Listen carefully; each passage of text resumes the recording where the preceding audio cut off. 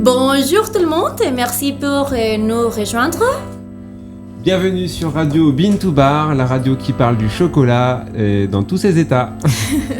Aujourd'hui, on a deux personnes qui nous accompagnent. Ça, c'est Mathis Mérida, il est apprenti chocolatière. Et on a Fanny Noël, elle est artiste et elle fait des ateliers de sculpture, de dessin dans la région. Bonjour, merci beaucoup pour être avec nous. Merci à vous de nous avoir invités. Bonjour. Aujourd'hui, on parlera sur la thématique de l'art dans le monde du chocolat. Excuse-moi, Sophia, on s'est pas présenté pour les nouveaux arrivés. C'est vrai. Et moi, je m'appelle Sophia Ornelas, je travaille dans la chocolaterie du Nouveau Monde, je suis apprentie chocolatière et je suis Benjamin, artisan chocolatier de la fève à la tablette, fondateur de la chocolaterie du Nouveau Monde. Et bienvenue, excuse-moi, ça m'a perturbé, du coup je me sens libéré maintenant pour parler d'art. Et donc j'ai hâte de commencer. Par quelle rubrique tu veux démarrer ? Aujourd'hui on va commencer un peu à parler sur les origines et les représentations de l'art. Déjà on sait que le chocolat ça vient du cacao, on l'a discuté un peu dans ces autres épisodes. Et alors, j'ai ramené une petite photo sur un petit verre où les gens prenaient du chocolat. Mais déjà, pour le fait de prendre du chocolat, les gens faisaient des dessins spécifiquement tout autour du chocolat. Est-ce que vous connaissez ou vous avez des idées sur d'autres représentations qui peuvent exister dans le monde du chocolat, du cacao surtout?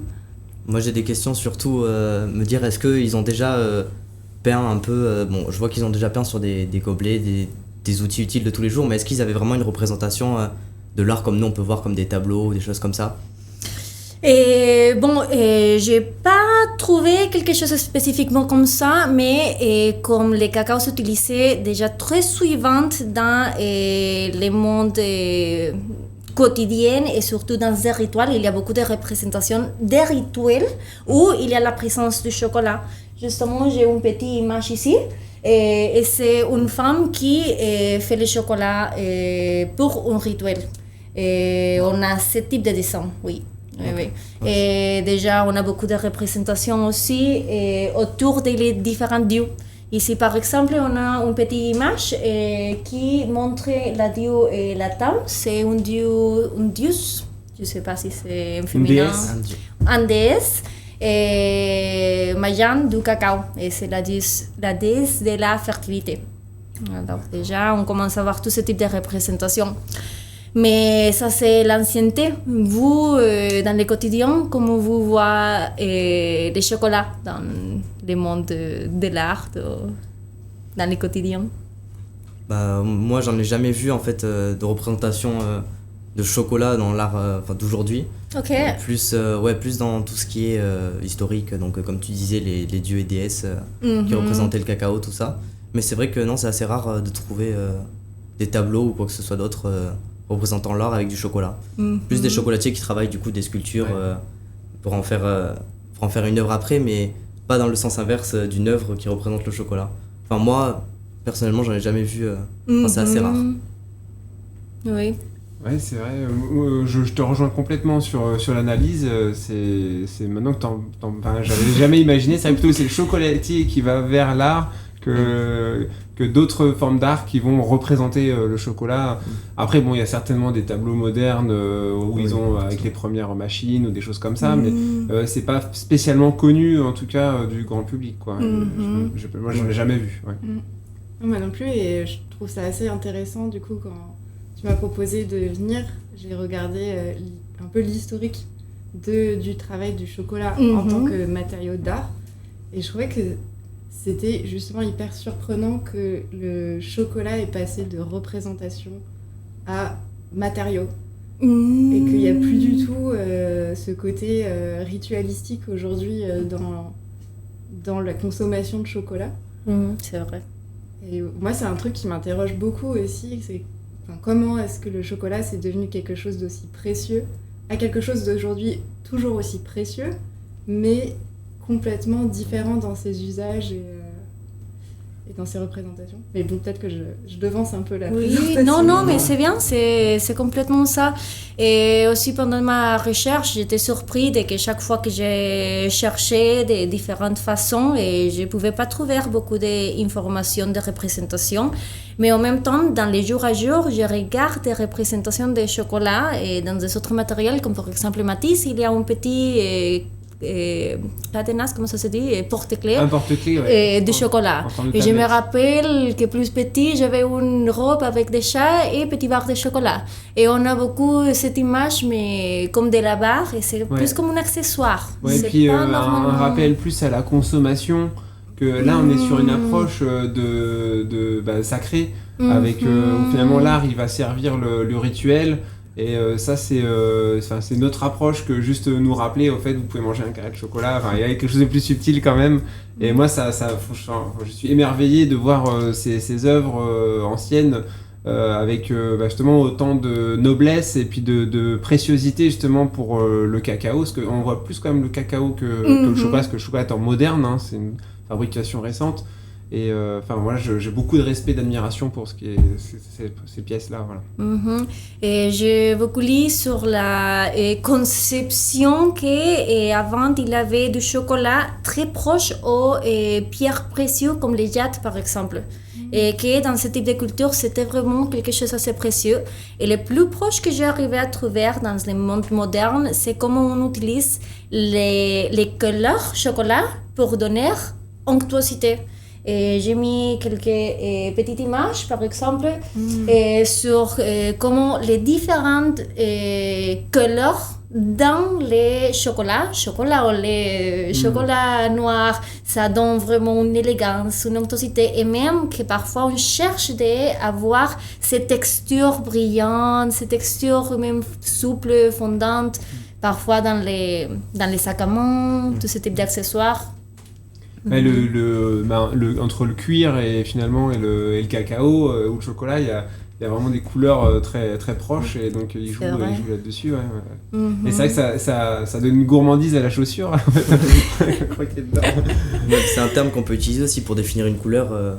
On peut se référencer au chocolat, donc par exemple couleur chocolat, on voit tout de suite le chocolat, enfin on voit tout de suite la couleur un peu marron, qui donne envie encore une fois.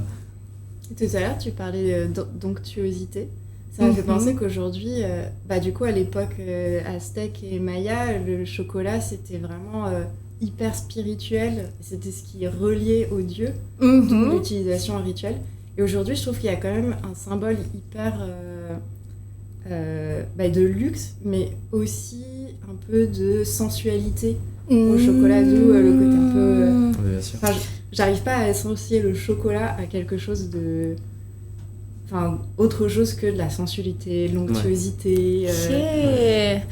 Et maintenant que tu parles sur ça aussi, originellement, c'était utilisé un peu comme un aphrodisiaque. Alors même avant, c'était de certaines façons lié, c'était la déesse de la fertilité aussi. Intéressante, d'une façon ça continue avec ces motifs. Oui. Aujourd'hui, c'est devenu un peu commercial, mais par exemple la Saint-Valentin, comme tu disais, ça rappelle la sensualité, donc toujours on voit l'image d'offrir une boîte de chocolat à son partenaire au jour de Saint-Valentin, donc c'est vrai que c'est un peu resté ce côté, comme tu disais, onctueux, tout ça. Après, c'est vrai qu'au niveau du sens, ça me fait penser que j'ai l'impression qu'on a basculé quand même un milieu spirituel, sacré, de connexion au divin et à la nature, à aujourd'hui plutôt la notion de gourmandise et presque de culpabilité. Moi je sais pas pour vous, mais j'ai vraiment, je trouve de la part inconscient collectif qu'on est tous autour de la culpabilité quand on parle de chocolat, et en même temps on en a très envie. Mais il y a toujours cette déchirement intérieur, et je trouve ça tellement dommage que d'avoir mis le chocolat dans cette case-là, alors qu'on pourrait justement le mettre dans le domaine du sacré plutôt que dans le domaine du vice, en fait. Voilà, c'est ça. Il y a un glissement qui a été fait comme ça et qui est terrible, je trouve, dans notre rapport à la matière, quoi. C'est triste d'en arriver là au final, quoi. Peut-être que l'Église catholique a fait un peu du travail là-dessus pour nous culpabiliser sur les plaisirs de la chair, les plaisirs de la bouche et de la gourmandise et tout. Bon, après, il y a aussi le capitalisme et la crise écologique, mais quand tu parlais de représentation, je me suis rendu compte aussi que maintenant, dans l'art contemporain en tout cas, les représentations de cacao qu'il y a, c'est les champs de cacao et l'exploitation. Enfin, l'humain arrive dans la représentation du cacao et ça devient plutôt un sujet politique. Plutôt que le cacao en soi, c'est vraiment la question de la production qui est beaucoup interrogée aujourd'hui. Je sais pas si tu parlais de ça. Mais c'est génial. Après, on dit un petit peu de l'art, mais c'est ça. On est dans le domaine du sens qu'on donne aux choses.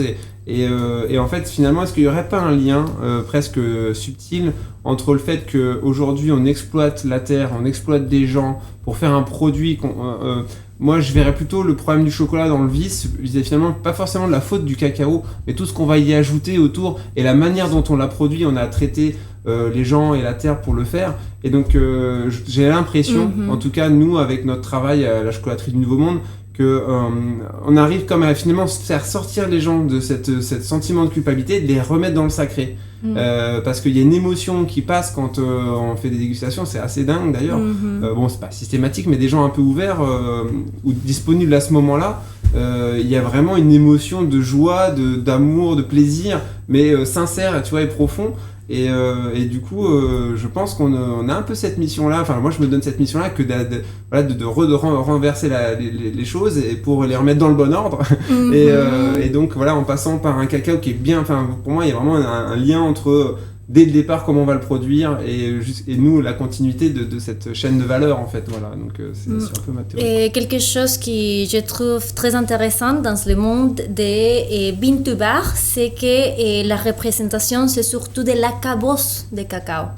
Et parce que dans le monde très commercial aussi, on voit que la représentation c'est toujours une barre de cacao et que tout le monde est très inquiet sur comment mon bar et les dessins que je vais mettre dans mon bar, dans la tablette de chocolat. Mais au final, l'idée aussi de bean to bar, c'est se rappeler d'où ça vient et que c'était l'idée aussi de se rappeler que ça vient d'une cabosse, que ça vient d'un arbre, que ça vient des fleurs, que c'est vraiment un produit naturel au final. C'est un produit, on va dire, très touché par tout le monde parce que c'est un travail très manuel, mais c'est pas trop transformé. C'est vraiment la même fève qu'on fermente naturellement et qu'on change. Alors, c'est bien de commencer à avoir un rappel de la cabosse. C'est vrai, maintenant que tu le dis, sur les pochettes de Lindt, c'est le chocolatier et le chocolat déjà transformé qu'on voit. Pas du tout la cosse... Comment vous appelez ça ? La cabosse. La cabosse. Mais tout de suite, quand on voit justement un packaging comme ça qui représente plus tout ce qui est le cacao, la cabosse, tout ça, enfin, moi personnellement, j'ai plus envie de l'acheter. Ça me donne plutôt un côté naturel, plus moins industriel que Lindt avec le monsieur qui secoue son fouet avec le chocolat. Ça fait tout plus industriel, gras, tout ça. Même leurs packaging sont très brillants. Ça met deux cases différentes. Je sais pas si tout le monde arrive à voir la différence entre ces deux types de chocolat, mais... Je crois pas. Mais c'est ça le problème. Et justement, je veux revenir sur ce que tu disais par rapport à ramener du sacré dans le chocolat. Moi, je suis accro au chocolat. Genre, je défonce des tablettes de chocolat industriel quotidiennement. Et il y a 4 ans, j'ai goûté pour la première fois une tablette de chocolat qui était artisanale. Et alors... Vraiment, les tablettes de chocolat Lindt, je les dégomme comme ça, je pense pas à quoi je mange, mais le chocolat artisanal, il m'a fait prendre le temps vraiment sans savoir c'était quoi le rituel, de comment il fallait le manger. Mais je sais pas, j'ai senti que, faut prendre son temps, on mange quelque chose d'autre là, et du coup, je pense qu'il peut y avoir un peu de sacré là-dedans. On peut s'en rapprocher en tout cas, ouais. Oui, on commence à voir les valeurs aussi qu'il y a derrière tout ce travail, les arômes, oui. Et ça, pour la transition, pour revenir un peu à notre thématique autour de l'art, mais c'était une introduction extraordinaire. C'est marrant parce que je me suis rappelé tout à l'heure que j'ai rencontré le premier champion du monde du chocolat qui a gagné en 1989. Wow. Et qui s'appelle Michael Azouz et j'étais par un ami interposé, j'ai pu le rencontrer et discuter, et ça c'était il y a déjà quelques années. Et donc je me disais, je vais un peu dans le pas le rapport entre le chocolat, l'art, et moi je me disais que les concours, donc parce que là je parlais de championnat du monde, j'ai un sentiment que dans notre métier, les concours finalement vont stimuler la créativité des artisans et du coup que le concours de chocolatier ou d'autres domaines a tendance à pousser à créer de nouvelles techniques et amener des nouvelles formes et des couleurs, etc. Je sais pas si quelqu'un a envie de rebondir sur ce sujet voilà. Moi, j'ai beaucoup de questions. Parce que quand j'ai vu ce qui se faisait en chocolat, je suis restée un peu sans voix. Parce que pour moi, faire de l'esthétique avec de l'alimentaire, ça m'a fait un bug dans le cerveau. J'étais alors, mais du coup, ces sculptures, on les mange pas. Et alors que c'est quand même du chocolat qui est délicieuse. Et du coup, je me suis demandé si cette part de sculpture du chocolat, c'était quelque chose qui était assez récent dans les concours de chocolatiers. Est-ce que c'est quelque chose de systématique et qu'est-ce que ça veut dire en fait du métier de chocolatier qui pour moi est assez entre le petit lapin en forme de chocolat et le chocolat que je vais déguster, j'ai l'impression qu'il y a deux métiers différents. Mais voilà, je me disais que vous auriez sûrement des réponses à ces questions. Bah moi, en tout cas, ce que je peux dire en tant qu'apprenti, c'est que lors de notre formation, du coup, on apprend à faire autant les bonbons que les pièces commerciales. Ce genre de format, on appelle ça des pièces commerciales parce que c'est des pièces qu'on peut vendre facilement dans une boutique. Et donc voilà, nous, on a vraiment appris à faire... Mais c'est vraiment, comme tu dis, presque deux métiers différents parce qu'on doit s'occuper que de la pièce qui est déjà énormément de boulot et on peut pas se permettre de faire ça en même temps que des bonbons. Donc tout ce qu'on va manger, vraiment, on se concentre une fois sur ça et après le reste, on s'occupe de notre pièce commerciale. Mais c'est vrai que c'est compliqué. Après, j'ai jamais fait à grande échelle le concours ni encore moins les concours mondiaux. Mais c'est vrai que ça reste assez différent. Malgré qu'on nous dise qu'il faut utiliser que des aliments, que des matières alimentaires, on peut pas rajouter de plastique comme ça dans notre pièce commerciale parce que du coup, ça devient plus une pièce commerciale, ça devient juste une œuvre d'art. Donc du coup, c'est pour ça par rapport à ce que tu dis, c'est vrai que c'est assez différent quoi. Et pour les énormes pièces et des sculptures, normalement, il y a toujours un petit panneau qui dit n'est pas tout cher et en bas, ça ne peut pas être mangé. Et justement, beaucoup de fois, c'est pas la totalité, mais c'est du chocolat qui n'est pas vraiment pour se manger, et déjà parce que c'est beaucoup de temps en exposition. Et ça va permettre qu'il y a beaucoup de contamination externe. Et vraiment, si quelqu'un vous commande une sculpture, je m'imagine que ça peut être fait pour que la personne puisse les manger, mais par exemple, spécifiquement dans ces chocolateries, on a un chocolat spécifiquement pour les sculptures qu'après on refond et on réutilise. Et ça, c'est quelque chose d'incroyable du chocolat, que dès le moment que tu les refonds, tu peux les tamiser et les retravailler, mais ça va être un chocolat que tu ne peux pas manger non plus. Alors, déjà, on parle que peut-être que pas tous les chocolatiers le font. Alors, je m'imagine que c'est beaucoup de gaspillage d'une matière très précieuse, mais en même temps, c'est une matière qui peut se réutiliser plusieurs fois. Alors, ça permet aux artistes aussi de laisser voler l'imagination avec une matière très facilement réutilisable. Tout le monde à 45 degrés et bam, tu pars. C'est pas comme la cire que non, je vais facilement le brûler, c'est un peu plus compliqué. C'est intéressant. Et comment dire, après c'est vrai que dans la démarche artistique de même une pièce commerciale, on va être très axé sur le visuel. C'est vraiment une démarche esthétique et technique, mais pour montrer aussi un peu son talent et puis de la technicité. Après, moi, c'est mon point de vue, mais ce que je vais déplorer un petit peu, ma frustration étant enfant, des pièces artistiques, plutôt commerciales, parce qu'en fait, on va dire, il y a la commerciale, ça va être plutôt un format qui va se vendre. L'artistique, c'est vraiment quelque chose un peu unique, qu'on va plutôt exposer et qui ne sera pas destiné à la consommation ni à la vente. Et Ici, on a un exemple, et ça c'était justement pour les championnats, et plus récemment, il me semble que c'était 2018, il faut que je regarde. Et on a ici deux pièces, bon, ça c'est pas trop évident, Et alors, c'est un exemple de ce que les meilleurs chocolatiers du monde peuvent faire. Ouais, c'est complètement dingue. Voilà, il y a du colorant aussi. C'est vrai qu'aujourd'hui, sur les concours, ils ont vraiment amené beaucoup de couleurs et de colorants. Et par exemple, nous, on fait des choses très simples, mais on est dans l'optique de ne pas mettre de colorant. On fait vraiment avec les couleurs, on va essayer de jouer avec les couleurs naturelles du chocolat, et puis les textures aussi, parce que finalement, alors c'est très apprécié la brillance sur les concours, mais nous on aime bien aussi jouer avec le mat, voilà, des différents effets, et pour voilà, rester sur quelque chose de très naturel, parce que c'est notre démarche.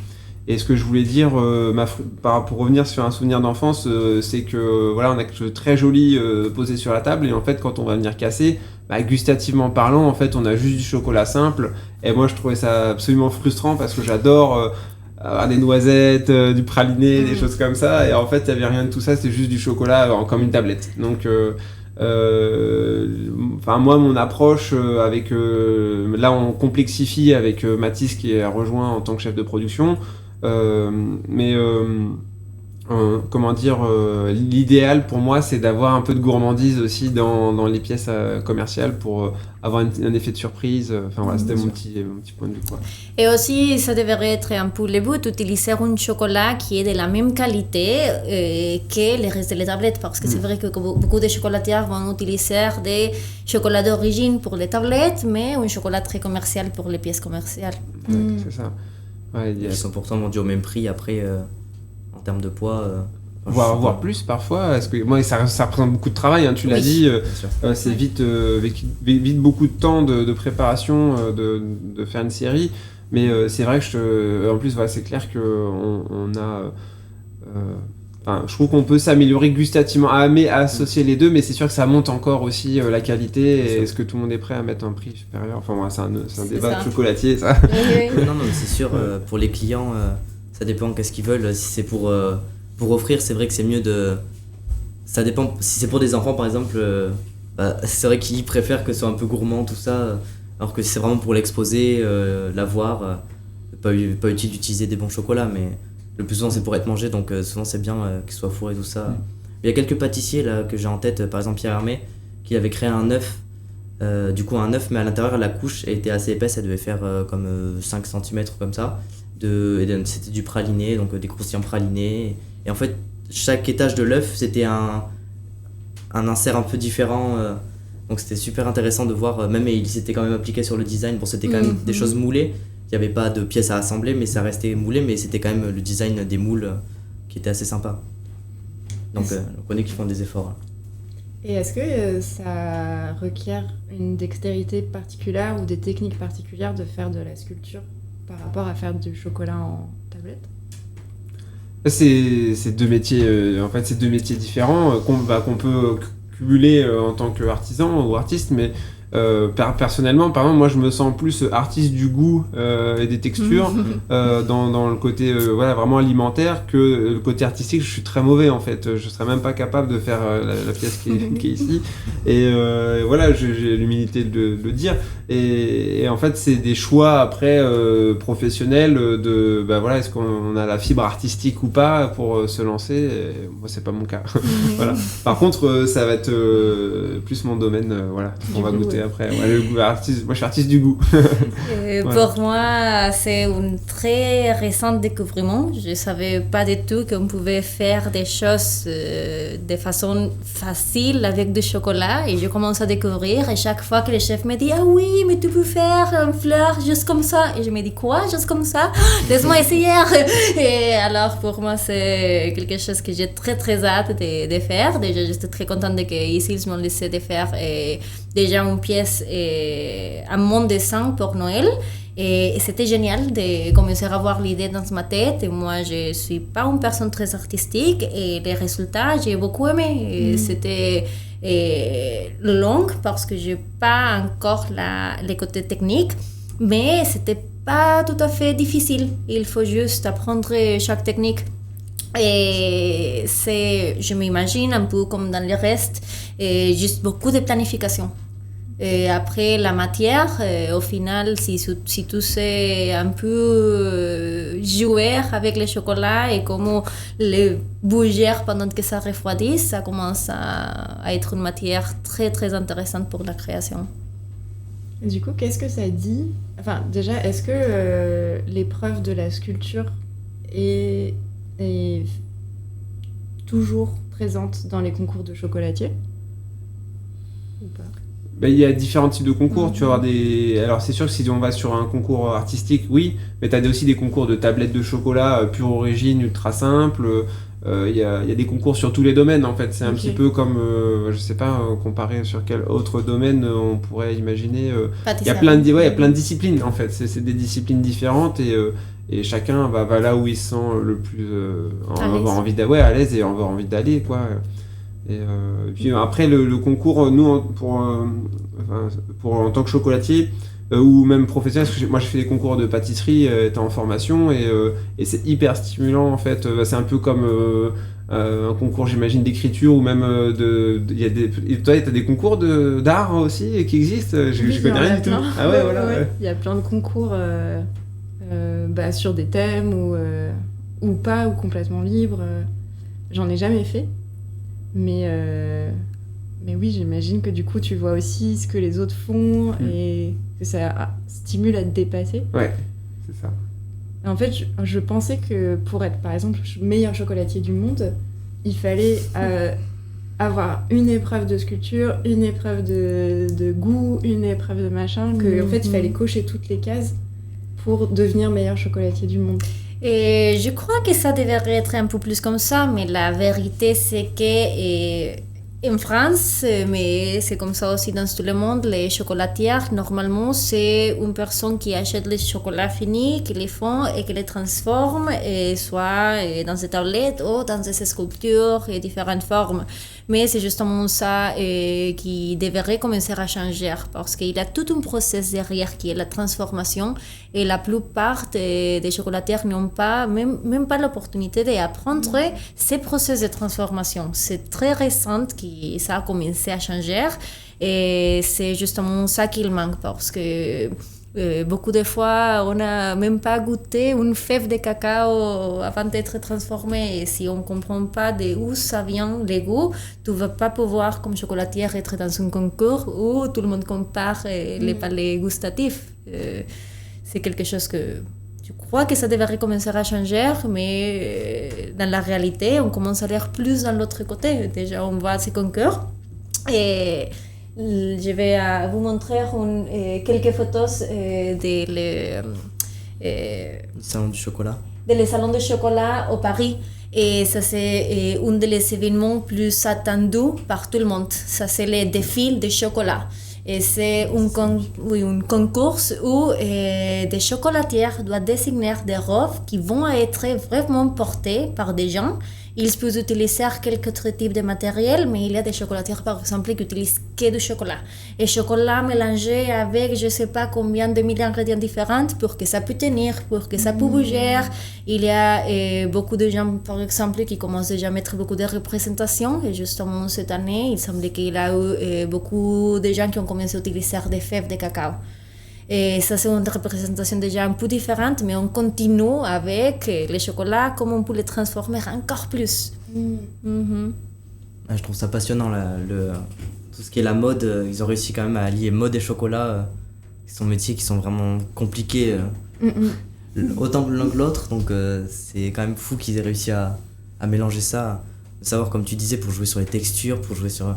réussir à représenter la soie, j'en sais rien, mais c'est fou. Je trouve ça passionnant. C'est des vêtements en chocolat?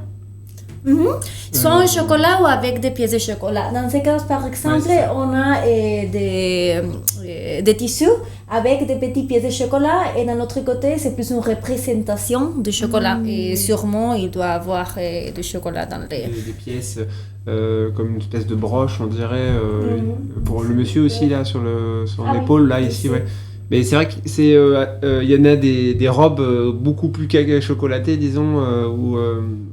c'est peut-être pas une très connue avec ça fait une espèce de dentelle. Oui, je vois très bien. Assez impressionnante, ouais. Et on a un autre exemple ici, et par exemple déjà tous les foils, c'est du chocolat, tous les casques, toute la couronne. Et il y a déjà toute une matière qui commence à peine à être explorée. Mais oui, on peut faire tout ça avec du chocolat. Oui, c'est ça. C'est pas à porter tous les jours, hein. Non, c'est sûr. Ça casse facilement quand même. Ça trop longtemps aussi, j'imagine. Ouh, ça prend le bon bracelet fond. Ça me rappelle Charlie à la chocolaterie avec c'est un peu vers le début où il y a un roi indien qui veut faire un palais en chocolat et il est content. Il y a le chocolat qui commence à lui coller sur le front. Voilà, c'est ça aussi qui est beau, c'est qu'il y a un côté éphémère, c'est pas un art qui peut durer non plus dans le temps. J'avais ce rêve de créer une boutique avec des parois en fait assez profondes, vitrées, tu vois, comme avec une atmosphère particulière. On maîtriserait comme ça toutes les parois de la boutique. Et en fait, créer des décors tout en chocolat, ça me ferait rêver, vous voyez. Mais en fait, je me dis, je suis pas sûr que même en mettant des super conditions, ils blanchissent pas, ils cassent pas. Et donc, en fait, il y a un côté éphémère qui lui donne aussi sa magie. Et au contraire, c'est sûr que ça va blanchir, peut-être dans 1 an, ou peut-être dans 5 ans, ou peut-être même plus, mais ça va blanchir parce que c'est la nature aussi, et que c'est du gras, et c'est du sucre, et c'est de l'eau, alors ils vont se séparer. C'est joli de penser comme ça. Oui. Et oui, et bon... Qu'est-ce que... Oh. Vous êtes déjà allé au salon du chocolat? Moi, je suis allé une fois, ouais. Mais c'est plus dans un cadre, un objectif professionnel, donc j'ai pas trop flâné autour des défilés. J'étais en mode rendez-vous, rencontrer des gens pour aller faire des contacts, et donc j'ai pas profité. Ouais. Okay. Ouais. Et nous, en tout cas, c'est notre rêve. Ouais. On a raté un peu cette année de peu, mais on s'est promis que l'année prochaine, on le ferait. Et ce serait vraiment quelque chose d'incroyable de voir tout ça. Parce que là, c'est qu'une partie, c'est un peu la grosse scène du salon de chocolat, mais en fait, à côté, il y a des centaines de stands qui présentent des choses innovantes, trucs de fou, quoi. Donc, je trouve ça passionnant. Donc, je pense que si on y va, après, on est perdu pendant toute la journée. Ah ouais, non, mais là...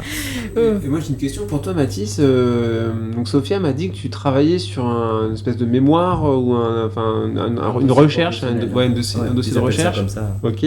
Sur justement le rapport entre le chocolat et l'art. Et t'en es où dans ton investigation? C'est quoi tes réflexions? Justement, ce qui est un peu compliqué, c'est qu'on a une sorte de cahier des charges à respecter pour notre dossier professionnel. Et il y a une partie qu'ils nous ont demandé, c'est une partie de réglementation. On a à peu près 3 pages à faire sur la réglementation. Sauf que le problème, c'est que sur mon sujet, ça va être assez compliqué.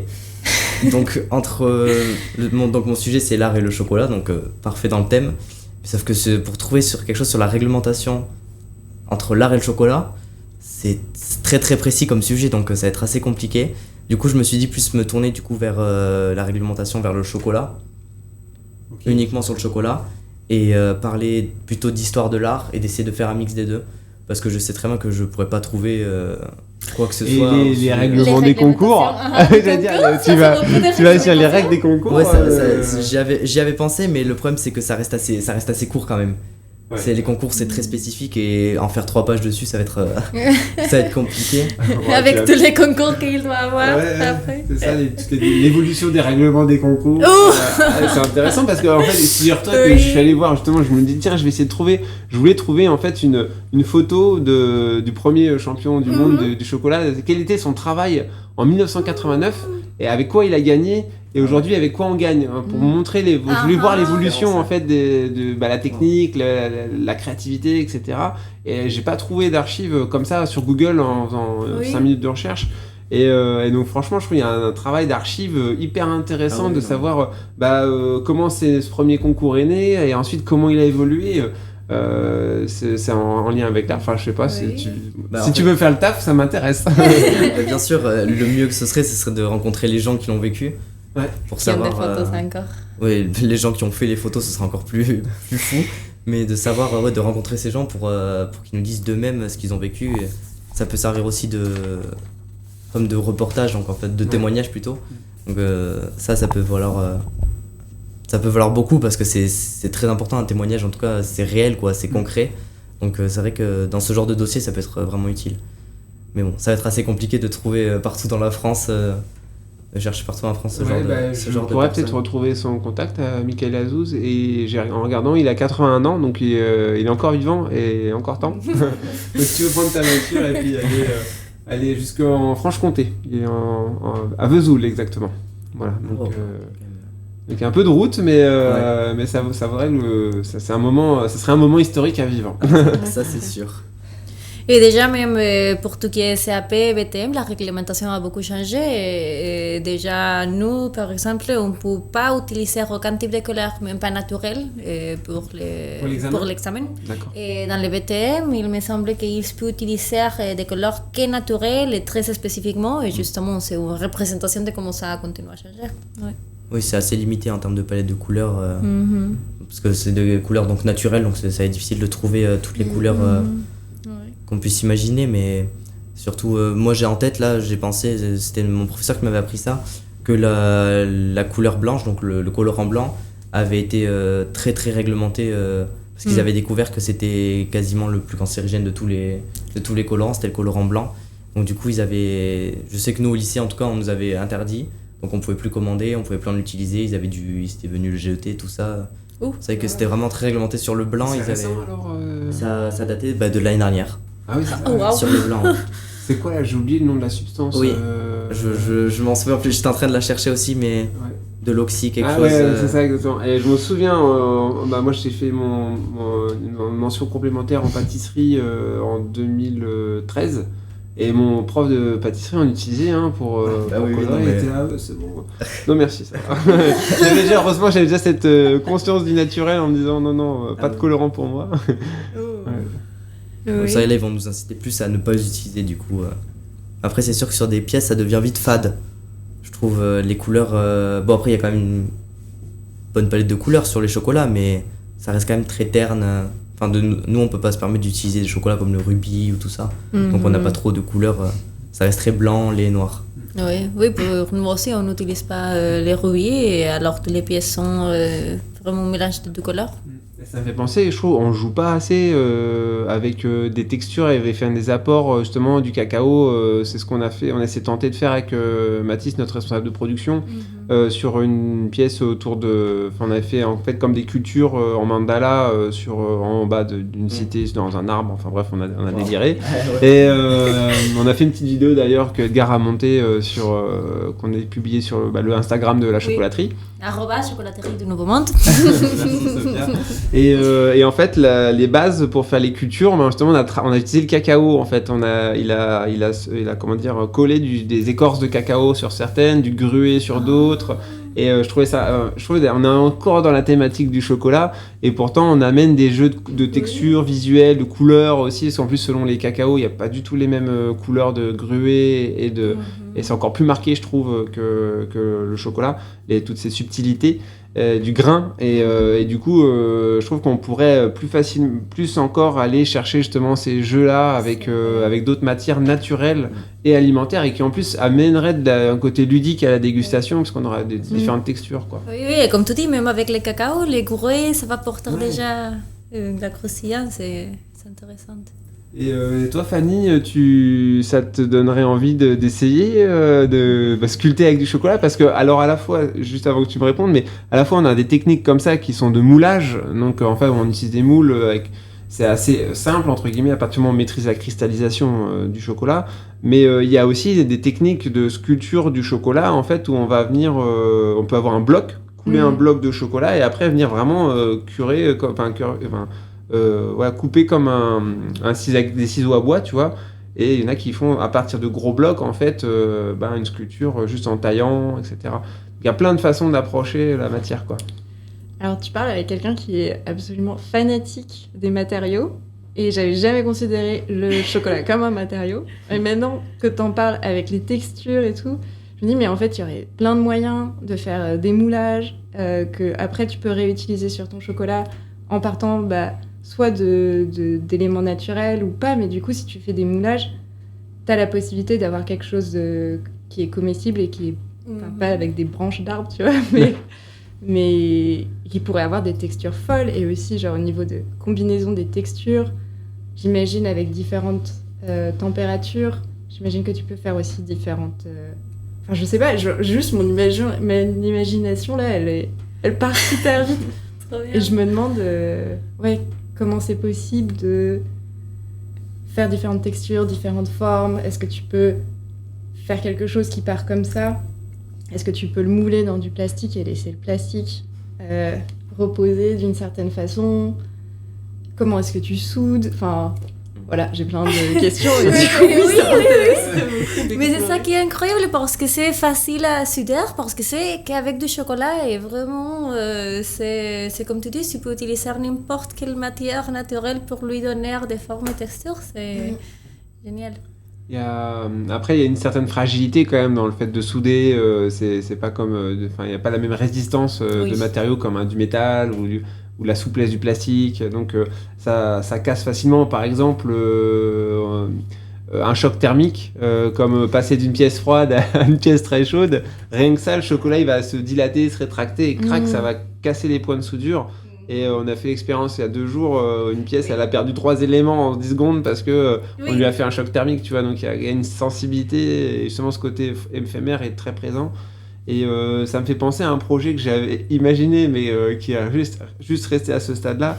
J'avais comme l'idée de faire un Transformers en chocolat, uniquement à partir d'éléments de conditionnement de plastique qu'on récupérait un peu qui irait à la poubelle. En fait, l'idée c'est de récupérer plein d'objets, parce que tu peux mouler dans des bouchons, je sais pas, un pot de yaourt, des choses comme ça. Et en fait, trouver tous les éléments qui permettraient de faire comme une espèce de Transformers à partir de déchets en chocolat. Enfin, moi j'ai l'idée. Mais c'est un tel boulot que je me suis pas lancé, mais si jamais vous avez envie de la réaliser. Je sais pas si c'est clair ce que j'ai raconté comme projet. Je sais pas avoir la fibre artistique, mais pourtant là, l'imagination... Ouais, moi ça s'arrête là. Je sais pas, ça peut toujours être réalisable. Hein. Ouais. Bah après, je trouve ça... comme tu disais, si tu venais à travailler le chocolat, ça va être compliqué pour un artiste seul de travailler le chocolat tout seul. Je pense qu'il faut qu'il ait forcément un chocolatier parce que... Enfin, à moins qu'il apprenne. Mais par exemple, comme tu disais, les soudures, nous on apprend justement à tabler notre chocolat, donc ça veut dire à pouvoir l'utiliser de manière directe et qu'il puisse être assez solide pour pouvoir tenir des pièces, par exemple, comme on voit, qui peut tenir la tête, qui est quand même assez lourde par rapport au point de colle. Mais je pense que ce genre de choses, il faut vraiment... Ou alors il faudrait que les artistes apprennent le chocolat, ce qui serait incroyable pour pouvoir mieux le travailler, quoi. Parce que après, c'est comme tout, pour le métal, comme tu disais... je pense pas qu'un artiste de lui-même puisse travailler le métal sans aide extérieure. Et du coup, c'est pour ça que j'imagine que ça a quand même du sens qu'il y ait ces compétitions de sculpture dans la branche chocolatier et pas dans la branche artiste. Parce qu'il faut quand même une connaissance du matériau qui doit être assez poussée. Enfin, j'ai un copain qui est souffleur de verre. Et souffleur de verre, c'est 7 ans d'études, enfin 7 ans de pratique en fait, avant de pouvoir commencer à souffler du verre. Du coup, j'imagine que c'est... Enfin, le verre, du coup, c'est un matériau aussi qui est hyper cassant, hyper difficile à travailler. Donc, j'imagine le chocolat, quand on le voit comme ça t'es là genre « Ah ouais, sympa !» et tout. Mais en vrai, ça doit être quand même très compliqué. Enfin, pour vous, ça doit peut-être paraître simple, parce que vous l'avez toujours manié, vous savez comment il réagit. Mais pour moi, je pense que je vais... désenchantée très vite. Et pas trop parce qu'on a commencé à le travailler récemment. Moi, ça fait même pas 6 mois que j'ai commencé et c'est intéressant que c'est... comme tu parles un peu de verre, et on a les caramels et ça c'est un peu plus compliqué à travailler, mais surtout pour les températures. Et le grand avantage du chocolat, c'est que comme on le travaille à la basse température, c'est pas grave si tout se salisse, tout est lavement et c'est bon, c'est pas grave si tu les casses, tu les remets ensemble. Ma première prise artistique à l'école, j'ai commencé, non c'était, je sais pas, 12e, 3e, j'ai commencé à faire un instrument, j'ai fait ma propre moule et quand j'étais en train de le sortir, ça a cassé. Et j'ai fait, qu'est-ce que j'ai fait, j'ai 3 heures pour finir, je sais pas. Et la prof, elle est venue me dire, c'est pas grave, c'est cassé une ou autre partie, on le colle, regarde, tout. Ah, super. Et il faut apprendre à le faire, mais c'est une matière assez gentille, on va dire, avec la personne qui l'utilise. Ouais. Mais pour des enfants, je trouve que c'est génial avec quelques enfants. Une fois, j'ai fait une petite atelier de chocolat et déjà, il y avait un enfant qui a dit « Ah, je veux faire un bateau pirate. Ok, alors, ici, tiens ton chocolat tempéré. Alors, maintenant, descends ton drapeau. » Et déjà, les enfants arrivent à mettre toute son créativité pour une petite sculpture. Bien sûr, avec un peu d'aide, mais c'est tout à fait possible. Ouais. Et après, je voulais vous demander à chacun peu son opinion de où c'est la ligne entre quelque chose artistique et quelque chose artisanal. Parce qu'en même temps, quand on parle d'une chocolaterie, on fait une grande production. C'est 12, 13, peut-être 100 fois la même pièce. Est-ce que n'importe quelle sculpture qu'on fait, c'est déjà de l'art? Alors j'aimerais revenir peut-être à ce que tu disais par rapport aux règles, que toi tu te retrouvais piégée parce que tu parles de l'art. Et en fait, pour moi, le monde de l'art, c'est quand même toujours le but de casser les règles et de sortir des règles. Et il n'y a pas de règles. Et en fait, bah voilà, enfin... Ouais. Je sais pas si tu peux marquer ça, genre dans l'art, il y a des règles, mais l'art essaye toujours d'aller au-delà des règles ou de remettre en question ces règles-là. Alors que j'ai l'impression que l'artisanat est quand même plus poussé dans la maîtrise d'une technique. Je sais pas, peut-être qu'une œuvre... Peut-être que par exemple les vêtements en chocolat, c'est de l'art. Même s'il y a la maîtrise du chocolat, etc., j'imagine que c'est quand même moins compliqué de faire des vêtements en chocolat puisque tu peux ajouter des matières, etc., que de faire un chocolat je sais pas, hyper gourmand, oui, c'est sûr. qui se tient, etc. Et j'imagine qu'il y a quand même un savoir-faire. Je compare par exemple avec la céramique. Il y a une pièce d'art en céramique, ça va être quelque chose qui est un peu... qui va pas être un gobelet ou un verre, ou ça va être une sculpture qui est peut-être une nouvelle technique, qui peut-être ressemble à pas grand-chose, ou qui a une histoire politique, ou... Enfin, qui... Je sais pas comment dire. Donc, si j'ai bien compris, déjà, il y a... une différence de volume, c'est-à-dire que on fait pas de série dans l'art, c'est une pièce unique. Ou alors ça peut être des petites, oui, ça peut être des petites séries. Dans la gravure, okay. On a le droit, par exemple, quand t'es artiste, t'as le droit de vendre tes séries, mais tes séries elles doivent être numérotées et limitées. D'accord. Et je crois que c'est 15 exemplaires le maximum, quelque chose comme ça. D'accord. Ce genre d'information, par exemple, ça peut être utile pour le dossier, ça répond aux questions. Mais c'est une règle. Non, je Je vais en faire 16. Ce sera mon œuvre d'art. Et pour moi, par exemple, c'est un peu ça, communiquer, comme tu disais, peut-être quelque chose un peu plus, tu as dit, politique, communiquer quelque chose. Pour moi, c'est plus mettre une idée et que ça soit pas juste pour la vente, parce que beaucoup de fois, on se met beaucoup dans la tête artisanale, dans la tête, on pense dans l'artistique pour faire une pièce, mais le but, au final, c'est vendre. Et pour moi, l'art, ça devrait pas avoir ce but. Ça devrait être plus, un côté, je veux communiquer quelque chose.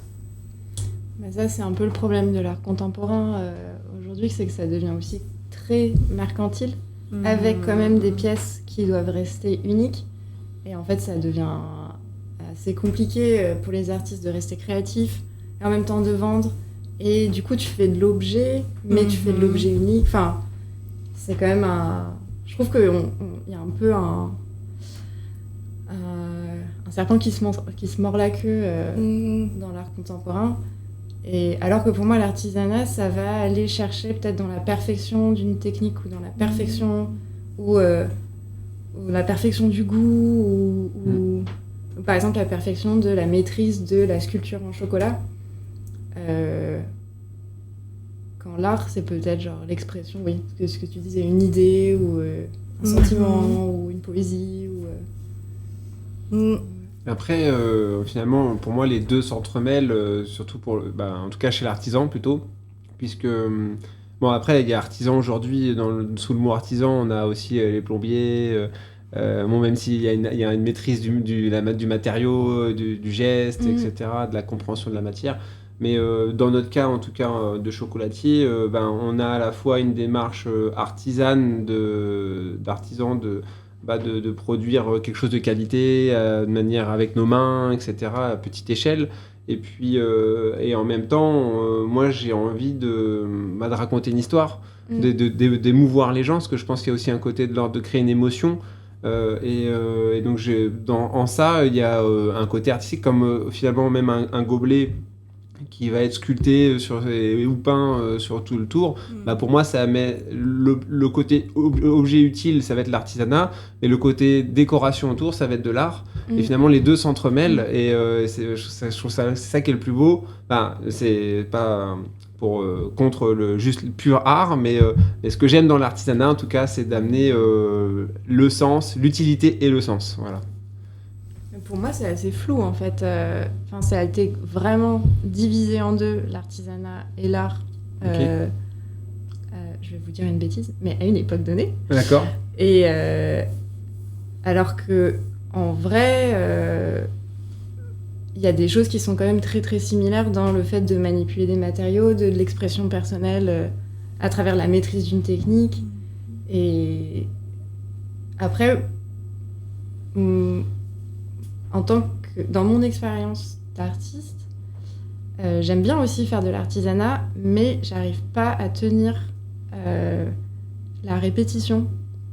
En fait, moi j'aime beaucoup créer des nouvelles choses, et par contre dans le fait de peaufiner quelque chose et de répéter la même chose, je me définis plus en tant qu'artiste pour ça que artisan, quoi.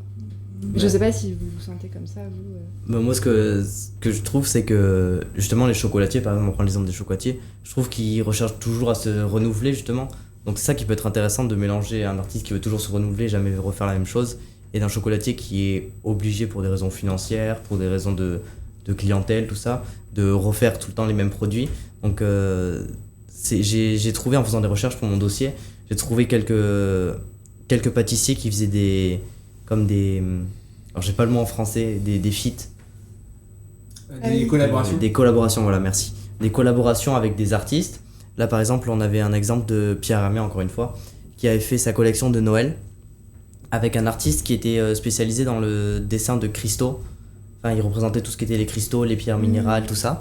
Et donc, ils ont fait ensemble le travail de créer un packaging, et pas que, un packaging donc, avec les dessins de l'artiste et les chocolats du chocolatier.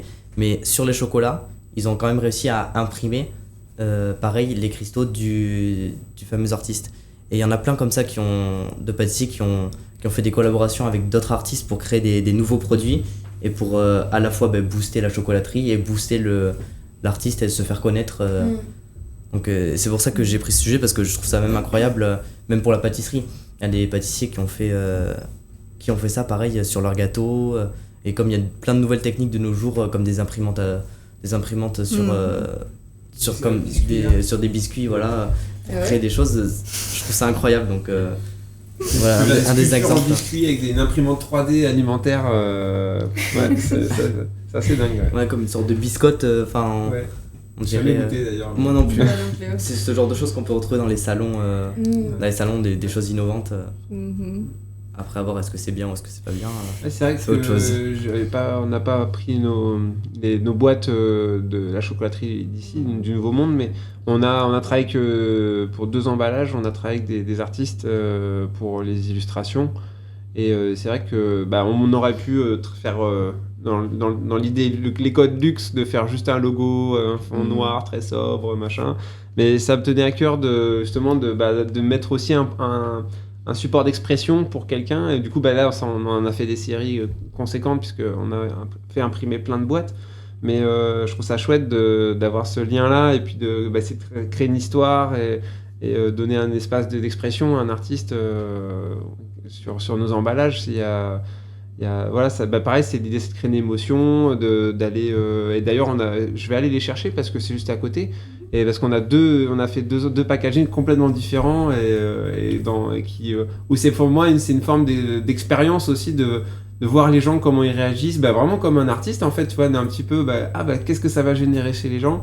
Et donc je vais chercher ça, je vous laisse décrire. Oui, et justement, dans ces thématiques, j'ai trouvé plusieurs chocolateries, mais il y a une chocolaterie que j'admire beaucoup.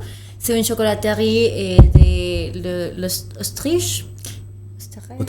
Autriche, qui s'appelle Sauter.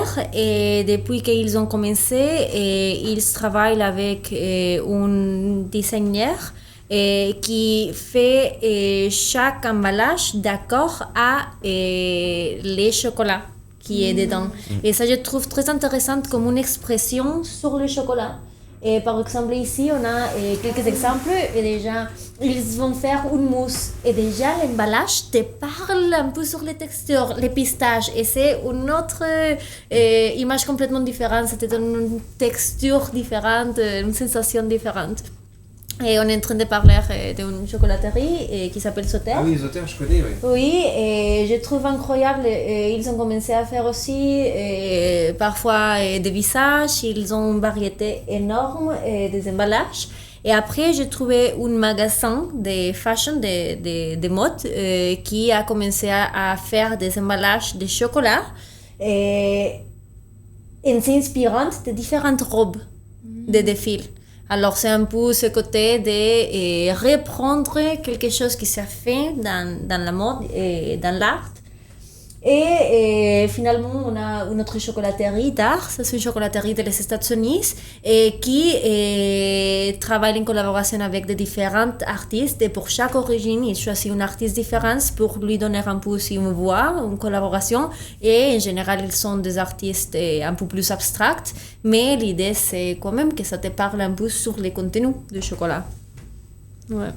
Et ouais, c'est ce qu'on disait dans un des premiers épisodes, justement quand on trouve toutes les tablettes dans les rayons, où on a l'impression qu'il y a un côté en supermarché très standardisé au niveau des emballages et des esthétiques, et alors que dans l'univers Bean to Bar, on a vraiment une très grande diversité d'expressions, beaucoup plus artistique. Et qui même dans la forme aussi, on a des tablettes rondes ou même comment ils s'appellent, Naïve, ils font c'est une espèce de grosse bicyclette des années 1800, vous savez, avec la grande roue, et donc c'est leur logo, et en fait la tablette a une espèce de forme comme ça complètement loufoque, et donc je trouvais ça, voilà, j'adore ce côté unique à chaque fois chez les artistes en Bean to Bar. C'est des artistes qui cassent les codes, qui cassent les règles, ils veulent toujours changer, donc là, c'est juste pour vous montrer, là par exemple c'est un exemple très, très sobre, un petit peu, voilà, on montrera la caméra, mais on vous montrera après ce qui est, finalement ça c'est pour moi il n'y a pas une démarche artistique dans cette première boîte où on a juste notre logo qui est quand même travaillé, mais je veux dire ça reste,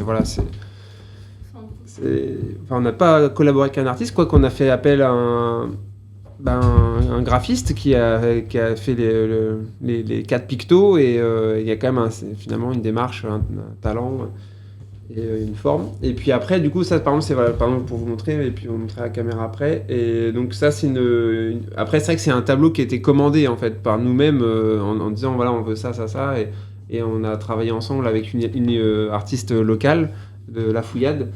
Et voilà, c'était vraiment sympa de démarrer, puis voilà. Ouais, en fait, l'idée, c'est la démarche, pardon, c'est vrai que je sais pas si ça a du sens de vous montrer tout ça, mais là, on est sur un autre style complètement différent, qui est du steampunk. Donc là, pardon, pour nommer les artistes, quand même, pour leur rendre hommage aussi. Donc la première boîte avec le perroquet, c'est Bérangère Beauregard, qui est à La Fouillade, en Aveyron. Et puis la deuxième boîte, tout en longueur, c'est Packer Nemo, qui est aussi sur internet, donc Packer Nemo. Il faudra peut-être, on mettra leur nom, ces différents artistes, dans la description de l'épisode. Et le graphiste qui a fait ça ? Et le graphiste qui a fait ça, Thomas, j'ai oublié son nom, c'est Thomas. Et Ok. donc, ce que je ferai, c'est que pareil, on mettra son nom aussi. Merci beaucoup. Ouais. Après, j'avoue que c'est une collab parce que il a fait les pictos, mais après, c'est moi qui me suis débrouillé pour le reste. Mais voilà. Bon, c'est juste une police prise sur. C'est important. Voilà. C'est un métier aussi, Ouais. la typo. Voilà. Et Donc- qu'est-ce qui t'a inspiré du coup pour chaque chose? Du coup, c'était des commandes précises où tu demandais. Bah, il y a un espace de liberté. Là, l'idée, c'était, moi, je voulais un peu vraiment inviter au voyage. Parce qu'en fait, ça, c'est notre première boîte et première illustration. Et c'est vrai que, bah, du coup, la démarche est la suivante, c'est que je voulais vraiment plonger les gens dans l'univers cacao un peu tropical. Avec par exemple, c'est l'artiste qui a voulu absolument mettre la croix sur le drapeau, là, qui est une croix aztèque ou quelque chose comme ça, et ça lui tenait à cœur. Je lui dis bah oui, d'accord. Enfin voilà, elle a eu ça à son moment de liberté. Et puis voilà, le voilier, c'est l'invitation au voyage. C'est aussi on transporte, enfin on fait venir un petit peu de cacao à la voile et c'est quelque chose qu'on veut développer. Donc enfin, il y avait à la fois un rapport très physique et matériel à notre réalité et nos souhaits, et puis en même temps l'imaginaire qui s'exprime. Et puis après, c'était les autres éléments, c'était pour la vanille, le cacao, c'est voilà, des ingrédients qu'on utilise, qui sont là un peu. Enfin, c'était pour un petit peu. Ouais, c'est vrai, c'est.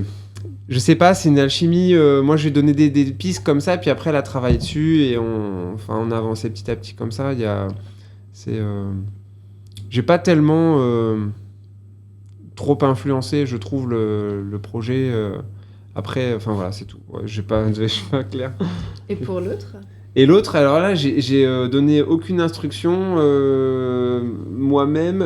En instruction, il y avait, en fait, c'était une collab pour un client, en fait. Et ils sont généalogistes. Et donc, on voulait amener la référence à les différentes générations qui se côtoient. Et donc, du coup, il y a différents personnages qui sont présents de différentes générations. Et puis après, la grosse machine steampunk, c'était un peu l'idée d'avoir une espèce de machine peut-être infernale ou incroyable, je sais pas, qui en fait part dans tous les sens et fait du chocolat. Et voilà, c'est vrai que c'est... moi, au début, ça m'a surpris. En fait, j'étais vraiment... je savais pas trop quoi penser, ce que j'aime pas. Et puis, plus je l'ai vu et plus je m'y suis fait. Et surtout le devant j'aime beaucoup avec les visages qui est plus légère que l'arrière. Mais voilà, c'est vrai que c'est aussi pour moi le faire intervenir des artistes sur nos emballages. C'est pour aussi moi sortir de ma zone de confort et finalement comment dire, challenger sur d'autres émotions, etc. Bon, j'ai quand même l'envie du beau. Oui. Et de l'attrayant, puisque faut que ça reste agréable, parce que des fois il y a de l'art aussi qui est provocateur, qui est pas forcément esthétique. Je sais pas si... Oui, toi, tu as une recherche de la beauté dans ce que tu fais. C'est quoi un peu ton prisme? Moi, le prisme est écologique et au niveau de la transmission aussi des savoir-faire et de la réintégration de la créativité dans nos vies comme quelque chose qu'on devrait faire au moins une fois par semaine. J'ai le prisme esthétique, mais c'est plus un prisme poétique, on va dire. Moi, j'aime bien travailler dans des installations, des choses qui sont assez immersives, avec beaucoup de matériaux, beaucoup de textures. Je travaille pas mal sur le souvenir ou les réactions immédiates. Par exemple, ce qu'on disait en début, en introduction, le chocolat, c'est associé à tel ou tel sentiment, le bois à telle ou telle odeur ou chose comme ça. Donc moi, je travaille pas vraiment sur des critères esthétiques de beauté, mais plus sur des sensations qui me font beaucoup penser à la nature ou à l'harmonie ou à la paix. C'est un peu vague, dit comme ça. Non, mais c'est des émotions en fait. Oui, c'est des tu te émotions. connectes avec des émotions. Ouais. Et déjà, ça me dit beaucoup sur le chocolat, que par exemple, le chocolat travaille beaucoup le côté nostalgique. On goûte un chocolat et boum, on revient avec les déjà-vu, un peu comme une ratatouille à l'enfance quand on mangeait chez nous pour les fêtes. C'est intéressant. Ouais. Moi, pardon, excuse-moi. Vas-y. Mais j'ai envie de travailler sur l'être humain en tant que un un être qui est connecté à beaucoup, beaucoup de choses et beaucoup de sensations et d'être vivant et d'odeurs et de goût et du coup de ramener ça un peu dans nos vies contemporaines. Bon, du coup, voilà, c'est très vague. Non, c'est très Je bon. montrerai si vous voulez. Ah bah oui, avec plaisir.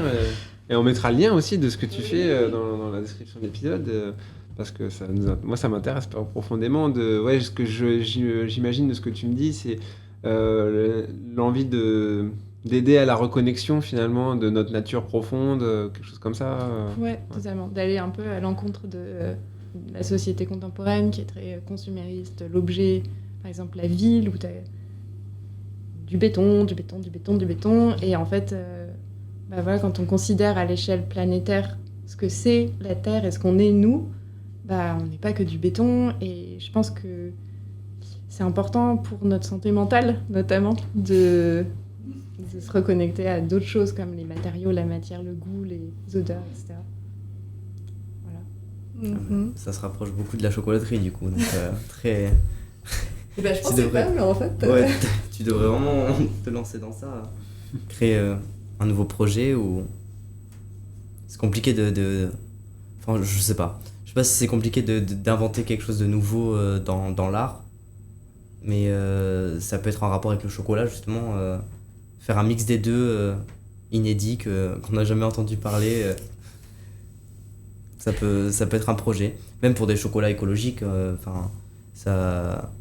C'est déjà, tu disais que dans l'art, toi tu voulais, t'es tous dans le côté donc écologique, c'est vrai que le chocolat, c'est quelque chose qui peut être à la fois écologique, mais vu que ça a été beaucoup industrialisé, il y a aussi ce côté un peu donc, industriel, les consommateurs et pollueurs.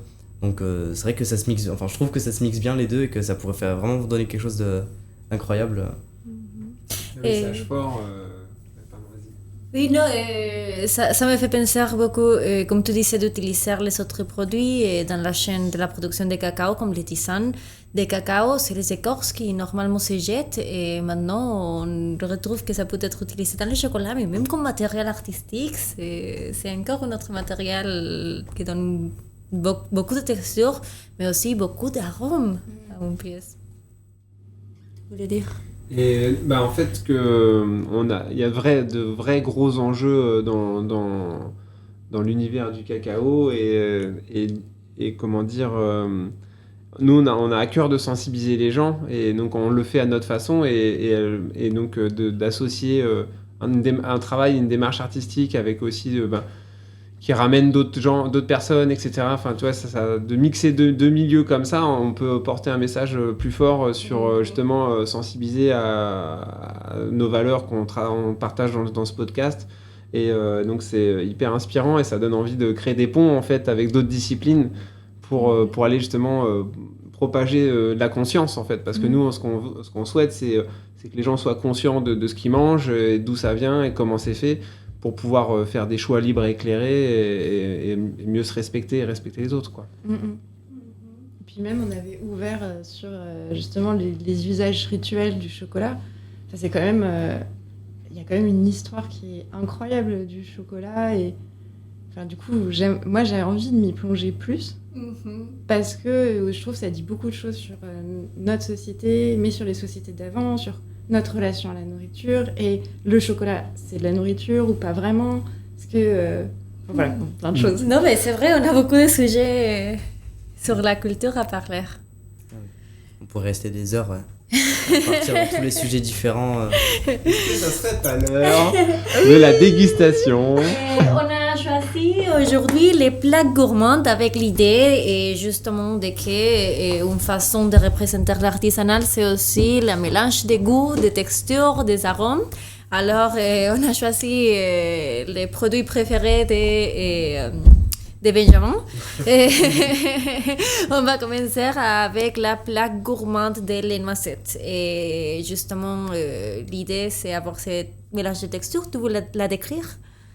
Non, on l'a déjà décrit plein de fois. Non, c'est né d'une erreur entre guillemets, mais comment dire il y a un effet, une recherche graphique en tout cas sur ce produit pour attirer l'œil et aussi proposer une expérience visuelle en tout cas assez nouvelle puisque à cette date, j'ai pas trouvé beaucoup d'exemples de chocolatiers qui proposaient cette esthétique. Et bon, alors là, aujourd'hui, on est sur vraiment une découpe au couteau, mais on a d'autres projets dont je peux pas parler encore sur des formes et de nouvelles techniques qui nous permettent des rendus visuels assez exceptionnels. Voilà. Est-ce que je peux poser une petite question avant la dégustation ? Oui. Les tablettes de chocolat industriel, du coup, elles ont ce pré-découpage en carré. Oui. Et souvent, les tablettes artisanales, elles ont une impression, mais qui est pas, du coup, qui est souvent plutôt géométrique ou artistique. Pourquoi ? Eh ben, en fait, on achète des moules pour mouler les tablettes de chocolat. Et en tant qu'artisan, on a envie de se démarquer, en fait. Donc, on va soit faire fabriquer des moules par des fabricants de moules donc personnalisés, ou alors on achète des séries de moules qui sont déjà faites, mais qui sont déjà un style pour se démarquer justement du chocolat industriel, où on sort... en fait, c'est aussi un moyen de s'exprimer visuellement, quoi. Voilà. Okay. Et avoir une identité. Ok. C'est parti, On goûte, allez-y. oui, c'est parti. On commence avec le lait de noisette. Allez, j'y vais.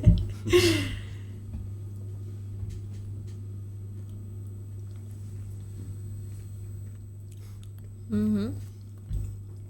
Alors déjà, pour les gens qui nous écoutent,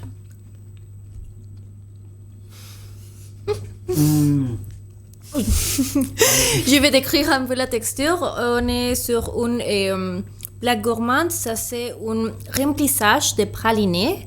Et c'est du purée de noisettes mélangé avec du cacao. Et il y a des noisettes caramélisées dedans. Et tout autour de ces tablettes, on a du chocolat tablé et ça va donner un peu de croustillance aussi. On a deux côtés de chocolat et tout l'intérieur, c'est ces pralinés. Ouais, du coup, pour compléter, en fait, moi je dirais qu'il y a 3 textures. On va avoir le cassant de l'extérieur du chocolat qui a une texture cassante. Et ensuite, on va tomber sur le fondant du praliné et qui est parsemé de petites éléments croustillants de noisettes caramélisées. Donc, on a du croustillant, du fondant et du cassant. Et donc, et tout ça, ça va venir se diffuser progressivement. Donc, un coup, on va voir la noisette, un coup, on va voir la vanille qui est présente dans le praliné, le chocolat qui va venir ramener le lait. Enfin, voilà, c'est évolutif. En tout cas, j'essaye. Et waouh, c'est mon préféré. Surtout là, il a la bonne texture, il a la bonne température, c'est juste ouh. Idéal. Et donc le lait là, ça a été utilisé avec le lait 55. Ouais, on fait que une recette de chocolat au lait, 55% cacao. Okay. Parce que j'ai entendu parler du coup dans les autres podcasts du fameux lait 55. Ouais, le voici, voilà. Qui m'a intrigué du coup. Ok. Et qu'est-ce que tu as ressenti ? Qu'est-ce que tu en penses du coup ? C'est la première fois que tu goûtes ? Oui, c'est la première fois que j'en goûte un aussi fort. Je pense que le maximum que j'ai pu goûter en termes de cacao, c'était dans le 35%. Après, j'ai jamais trop cherché à trouver. Mais voilà, donc 35%, donc ça reste quand même très... Enfin, personnellement, je trouve qu'on sent plus le gras et le sucre que le cacao. Et là, c'est totalement l'inverse. On peut presque hésiter entre chocolat noir et chocolat au lait. Et c'est ça qui est... On sent vraiment le vrai goût du cacao, même si on est sur un produit qui a été rajouté avec du lait. Je trouve ça incroyable et excellent. Et toi, Fanny, qu'est-ce que tu as ressenti ? C'est très très bon. Je pourrais. Ça, c'est le genre de truc en fait, elle se retient depuis tout à l'heure en mode concentration mentale. Je ne dois pas craquer en public. On se tient ce soir. Mais ça, j'avoue, il y a un côté un petit peu joueur dans ce produit parce que on a vraiment envie d'y retourner. Oui. Et c'est pas le truc que tu vas déguster, tu tapes dedans, quoi. Tu vois. Il laisse un espèce de fond de... Oh, je me rappelle un peu de quel goût ça a, mais pas complètement. Ouais. Il faudrait que je... Et ben on enchaîne alors, vas-y, si tu veux goûter le deuxième.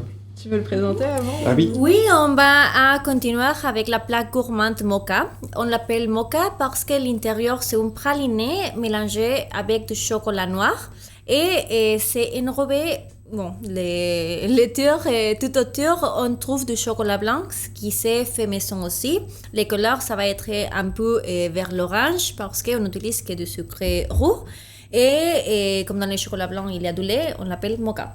On a un autre qui c'est du café, qui c'est qu'avec du chocolat noir. Ouais, c'est ça. Il y a aussi du café dans le fourrage. Et du coup qui amène un peu ce triptyque lait, café, noisette. Et donc c'est un peu pour moi un peu ma définition du mocha. Voilà.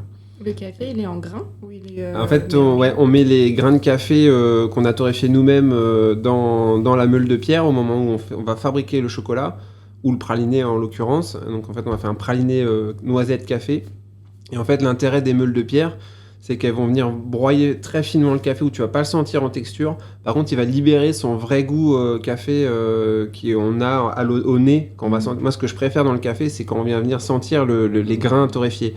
Et après, quand on coule un café, même expresso, on perd cette richesse aromatique déjà en partie. Ça crée autre chose.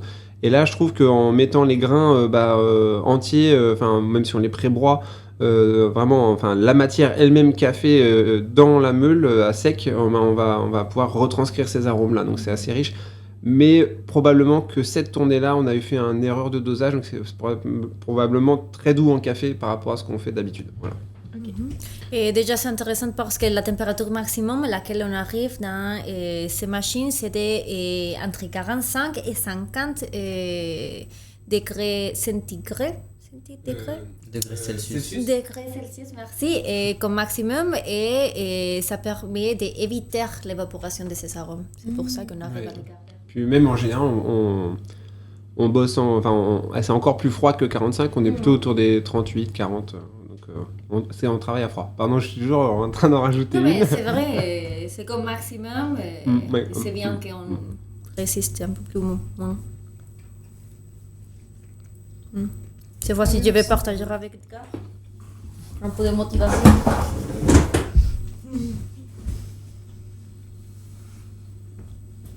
Et pour les non-initiés, c'est quoi déjà le praliné? On n'a pas expliqué. Vas-y. Alors le praliné, c'est donc principalement on le retrouve souvent sous format avec les noisettes, mais ça peut être dérivé avec beaucoup de fruits secs. Donc ça peut être comme les noix de pécan, les noix de cajou, amandes aussi. Et donc en fait on va venir torréfier les noisettes. Là, je vais prendre l'exemple des noisettes. On va venir les torréfier et à côté de ça on va venir faire un caramel. Donc les dosages sont différents en fonction de chacun des goûts, des préférences. Donc le caramel, comme ça reste très sucré, ça reste un produit qui est quand même très sucré malgré tout, même si on veut mettre un minimum de caramel. Donc le caramel, après il est dur et on va venir le broyer avec les noisettes.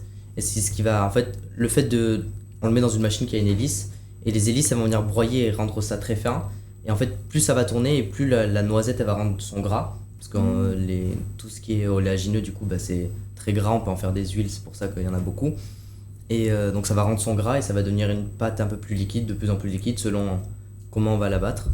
Et donc voilà, donc aussi en fonction des produits qu'on utilise, sur les amandes qui je crois elles sont plus grasses que les noisettes, si je dis pas de bêtises. Et donc voilà. Et après il y a plusieurs méthodes, on peut soit rajouter du caramel directement cassé, ou alors on peut enrober les noisettes dans une... à l'ancienne, ça se faisait dans les casseroles en cuivre, lentement, sur le feu, en tournant. Voilà. Ça se perd, je trouve, beaucoup. Et surtout, c'est assez rare à des pâtissiers, enfin, en utilisant en pâtisserie, mais aussi en chocolaterie, des pâtissiers qui le font eux-mêmes. Maintenant, c'est souvent des grandes marques comme Valrhona qui font des seaux de pralinés déjà faits, qui sont utilisés. Tu veux expliquer comment on le fait? Et ouais, nous en fait, on a une approche un petit peu alternative. Et qui d'ailleurs on ne devrait pas appeler ça praliné parce que notre technique elle réfère pas purement à cette technique là. Et donc nous, comme on n'utilise que de la panela qui est un sucre complet de canne et qui a déjà des arômes de miel, de caramel, d'épices, on n'a pas besoin de le cuire en fait. Donc ce qu'on va faire, on va griller des noisettes au four à pain en feu de bois. Ensuite on va les broyer sur meule de pierre. Et on va ajouter notre sucre complet directement cru, enfin séché, dans la meule de pierre. Donc c'est plus proche d'un peu technique Jean Dujat. Et du coup, on a en fait une purée de noisettes sucrées au sucre complet. Et j'adore la vanille aussi, je trouve que c'est un très bon exhausteur de goût, donc on met souvent la vanille dans nos pralinés. Et c'est tout en fait. Et ça nous permet aussi de baisser, c'est un choix aussi que je fais, de baisser énormément la dose de sucre. Parce que la recette traditionnelle du praliné, c'est moitié sucre caramélisé. Donc on a un sucre blanc qui est cuit à très haute température, donc qui devient toxique. Et puis on en met c'est moitié sucre, moitié noisette, ça c'est le traditionnel.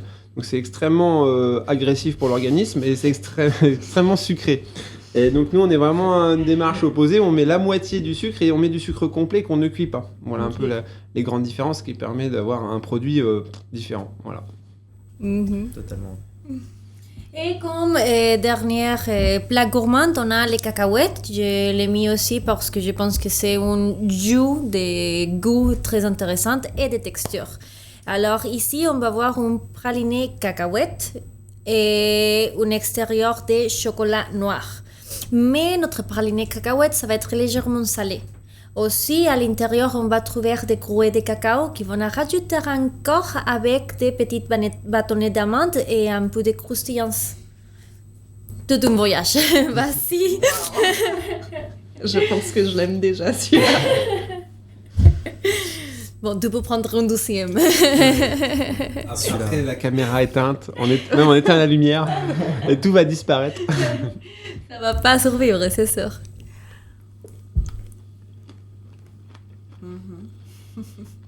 Le beurre de cacahuète et le chocolat, c'est quand même puissant. Et comme on a le chocolat noir, on sent encore plus une croustillance, un côté cassant dans la plaque. Et encore une fois, c'est un petit peu comme le mocha. J'adore faire ce jeu de avoir quelque chose une partie du chocolat qui va être sucré. Par exemple, là, le mocha, ça va être le chocolat blanc qui est à l'extérieur qui va venir sucrer l'intérieur. Et là, c'est plutôt l'inverse, c'est le crémeux cacahuète qui est en fait associé au chocolat blanc, qui va être plus sucré et qui va être adouci par le chocolat noir qui est à l'extérieur. Et je trouve que de pas mettre le sucre égal partout, mais d'avoir un endroit plus concentré et un moins, mais en fait, dans la bouche, il va se passer du mélange qui fait qu'on va avoir des sensations plus variées et justement amener un voyage vers un nouveau monde. Je l'ai placé, boum. Fin d'épisode, c'est bon. Délicieux. Votre préféré sur les trois ? Je te laisse en première. À égalité, les deux, lait noisettes et cacahuètes. Mais je pense que le lait noisette, je pourrais en manger. Je sais pas si la pièce est remplie de lait noisette, je pourrais en manger. Alors que le cacahuète, peut-être qu'à un moment, j'aurais une overdose. C'est plus écœurant, ouais.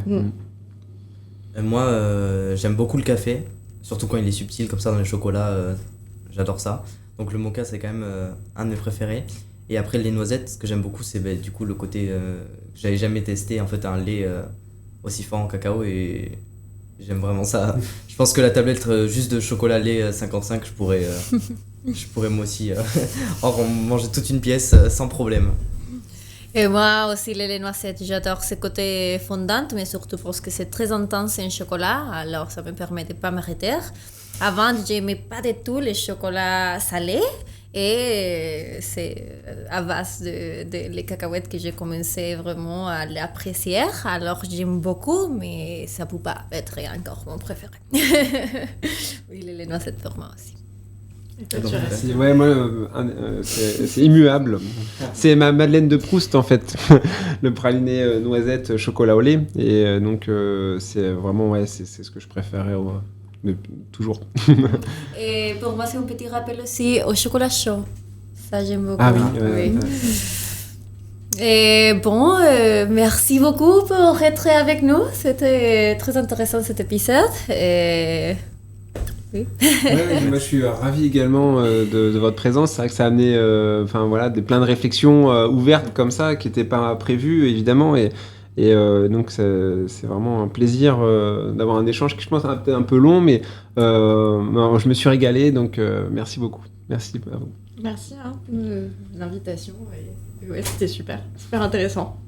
Ouais, vraiment, moi aussi j'ai adoré, surtout de savoir que avec 4 cerveaux on va partir tellement loin.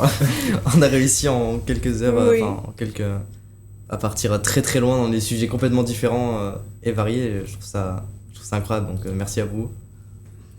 Super, Avec, merci. grand Merci plaisir. déjà pour que professeur, on a fait ces thématiques justement parce que Mathis, il est en train de faire son dossier et quand j'ai commencé à lui demander dans les cours, je me dis, il faut qu'on parle. Alors déjà, à la base, c'est merci à toi qu'on est dans ces thématiques aujourd'hui. Et bon, c'est génial. Finalement, je vais juste partager aussi toute l'information de base. Et vous pouvez nous écouter toujours en Spotify, en YouTube et vous pouvez nous trouver en Instagram comme @Radio Bintubar. Et mon Instagram professionnel c'est @SophieORN. Instagram de la chocolaterie c'est @chocolaterie du Nouveau Monde. Et merci beaucoup. On vous attend à la prochaine. Et si vous avez envie de participer ou de nous faire goûter les chocolats que vous faites, vous pouvez envoyer un mail à radiobintubar@gmail.com. Quelque autre Et chose? ouais, moi j'ai une dernière question pour Fanny. Est-ce qu'on peut voir ce que tu fais sur Internet? Est-ce que tu as une date prévue? Quelle est ton actualité? Alors, je prépare beaucoup de choses en ce moment. Il y aura une performance à la Maison du Gouverneur qui sera une performance installation dansée avec de la musique. Rien à voir avec le chocolat, mais qui sera en lien avec le Moyen-Âge et l'interprétation de l'histoire. Et C'est Najak. c'est à Ouais, Najac. c'est à Najac, ouais, en Aveyron. Oui, pardon, Ouais. j'ai oublié de... Ça paraît C'est- évident. Bah oui, Et après, en fait, je vais pas tout dire, mais juste, je te donnerai le site internet. ok, et on mettra en lien. Super. je te montrerai, Ça je marche. vous montrerai Ouais. ce que je fais. Avec plaisir. Oui, merci. Voilà. Merci Et à vous. bon, merci. Ouais. Salut, salut. Salut.